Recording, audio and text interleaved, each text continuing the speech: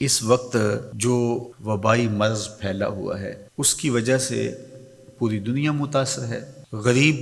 ممالک کے باسی لاک ڈاؤن کی وجہ سے دوہری مصیبت میں مبتلا ہیں، اس لیے کہ جو روز کماتے تھے اور روز اپنے بچوں کا پیٹ پالتے تھے، تو جب وہ ذرائع رزق بند ہوئے تو ان پر یہ مصیبت بھی آن پڑی۔ ہمارے مالک نے ہمیں حکم دیتے ہوئے ارشاد فرمایا وَفِي أَمْوَالِهِمْ حَقٌّ لِلسَّائِلِ وَالْمَحْرُومِ، ان کے مالوں کے اندر حق ہے، جو مانگنے آتے ہیں ان کا بھی، اور جو محروم ہیں،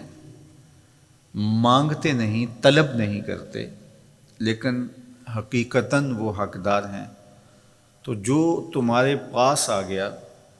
جہاں تم نے تقسیم شروع کی وہاں پہنچ گیا، تو تم یہ سمجھے کہ میں نے اپنا فرض پورا کر دیا۔ کہا نہیں، تمہیں ان لوگوں تک بھی پہنچنا پڑے گا، عزت نفس جن کو ہاتھ پھیلانے سے روکتی ہے،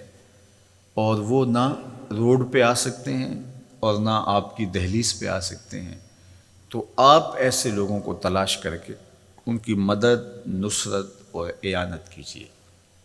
تو یہ موقع ہے ایسے لوگوں تک پہنچنے کا۔ ابتداً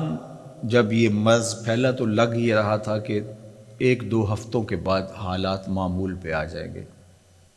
1 مہینے سے زیادہ عرصہ بیت رہا ہے اور ابھی تک حالات جوں کے توں ہیں۔ مجبوراً کچھ شعبہ جات کو کھولنا پڑا اور زندگی کا پہیہ جاری رکھنے کے لیے کچھ فیصلے لینے پڑے، لیکن حزم و احتیاط کے ساتھ،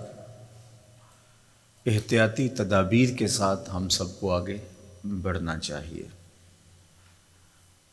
مساجد میں لوگوں کے آنے کے حوالے سے بات چل رہی ہے۔ میں سمجھتا ہوں کہ جو اہل علم طبقہ ہے، مساجد کے کارپرداز ہیں،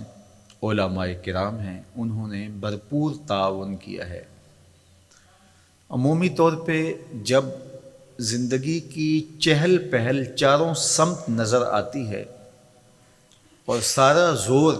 مسجد پہ ہی ہوتا ہے کہ یہاں اگر 5 بندے جمع ہو گئے تو کوئی حادثہ ہو جائے گا،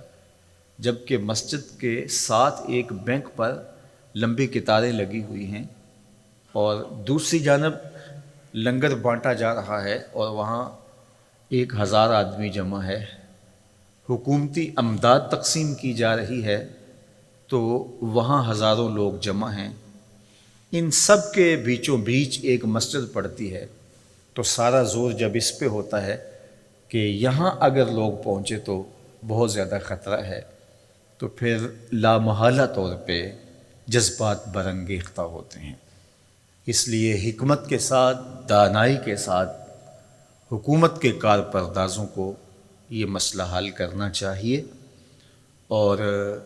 علماء کرام بھی جس طرح سے تعاون کیا اور آئندہ بھی وہ تعاون کرنے کے لیے تیار ہیں، لیکن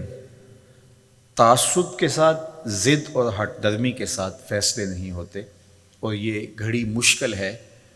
اور ہم ایک مشکل وقت سے گزر رہے ہیں، حالات اس کے بالکل متحمل نہیں ہیں۔ اس لیے سوچ سمجھ کے زمینی حقائق کا ادراک کرتے ہوئے فیصلہ کیا جائے، جس طرح باقی شعبہ جات کے اندر گنجائش دی گئی ہے، اس طرح مساجد کو بھی احتیاطی تدابیر کے ساتھ کھولنے کی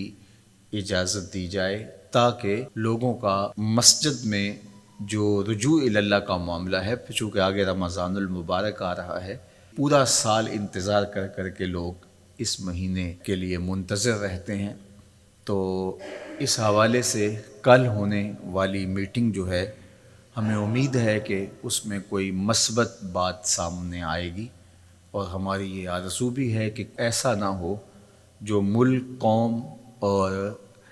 دین کے خلاف ہو۔ تو اللہ تعالیٰ اس مشکل وقت میں ہمیں اتحاد، یکجہتی، دانشمندی، سمجھداری کی توفیق عطا فرمائے۔